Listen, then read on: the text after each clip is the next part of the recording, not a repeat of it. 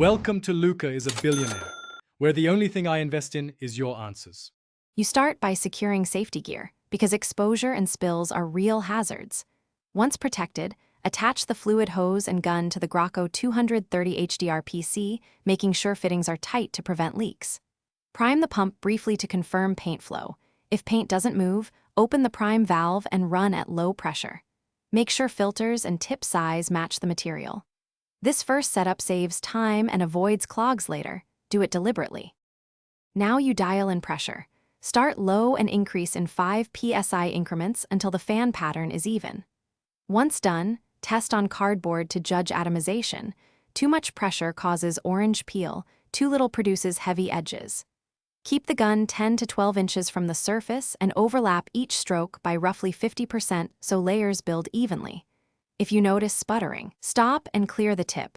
Regular short cleanings prevent major clogs and keep finish quality consistent. Finish by flushing the system with the correct solvent until the return runs clear. This prevents cured material inside the pump.